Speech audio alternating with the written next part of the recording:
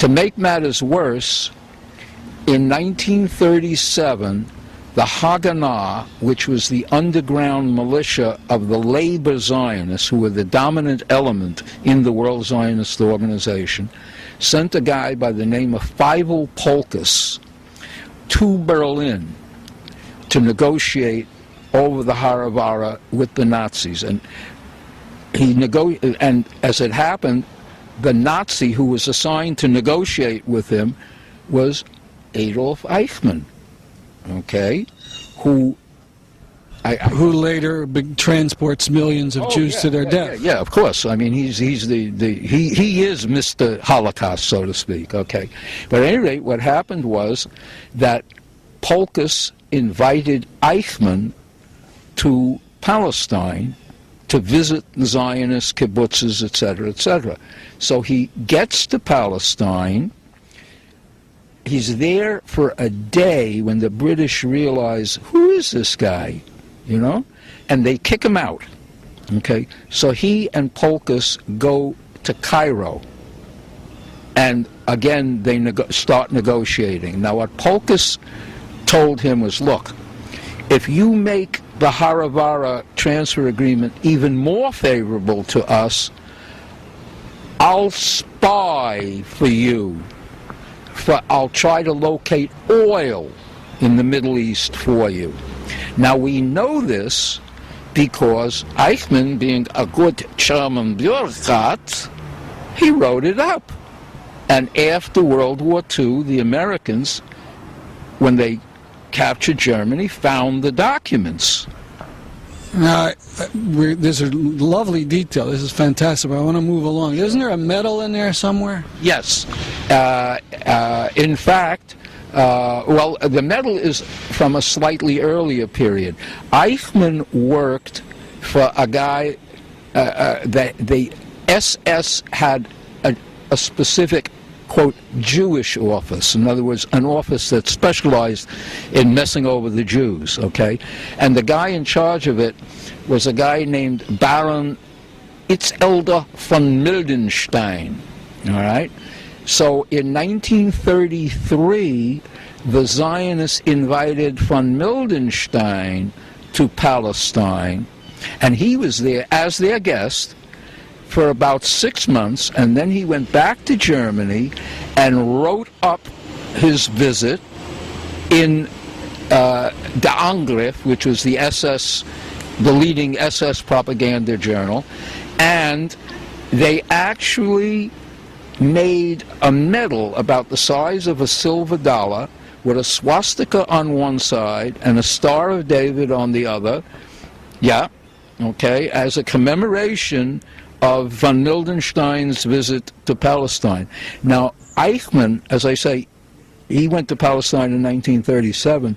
He started as von Mildenstein's disciple. And von Mildenstein had Eichmann learn Hebrew, okay?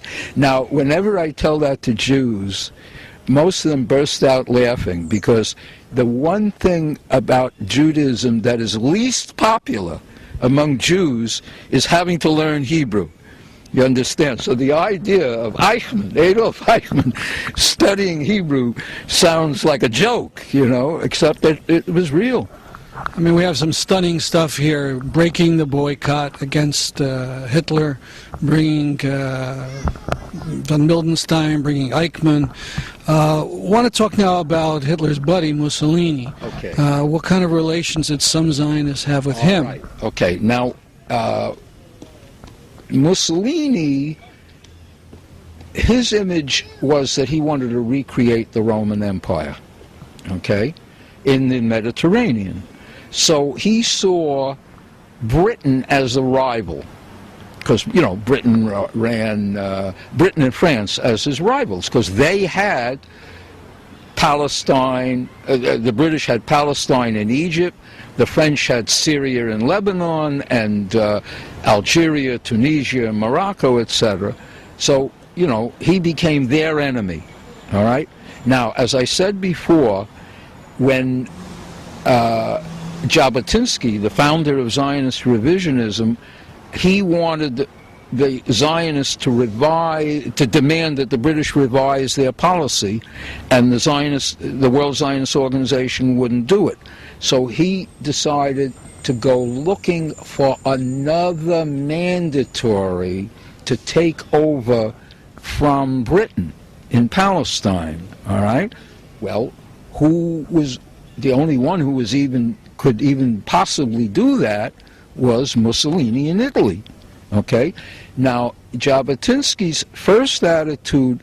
You have to understand something about Jabotinsky. Jabotinsky was one of the world's leading linguists, and he had lived in Italy for 3 years, and he spoke letter-perfect Italian. Okay? Italians couldn't believe that he wasn't Italian. All right? He was so enthusiastic for the Italy before Mussolini that when Mussolini came to power, he didn't like him. And he called him the head buffalo, okay? Leading the rest of the buffaloes.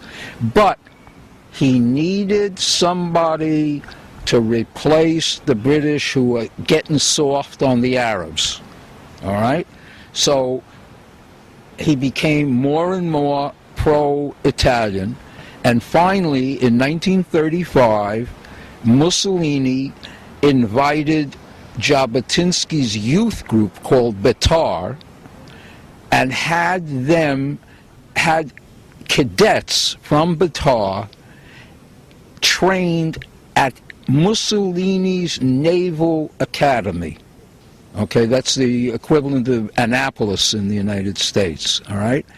And what literally happened was that they had about, over a period of about a year or so, 130 guys trained on ships and so on by Mussolini.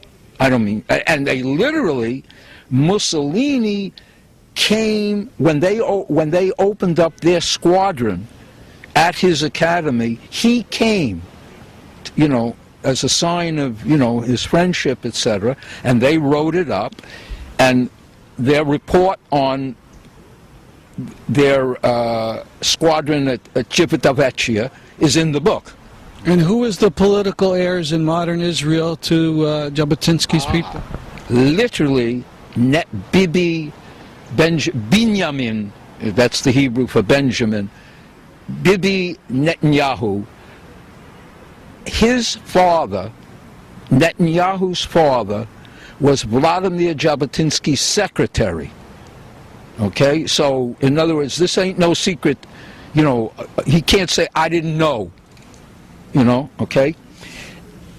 Let's put it this way: they were so pro-fascist that at least 35 of them actually joined the Mussolini's university student group. In other words, they weren't just pro-fascist, they joined the Italian Fascist Party. That's how fascist they were. Now, and all the while, Mussolini is ravaging Ethiopia.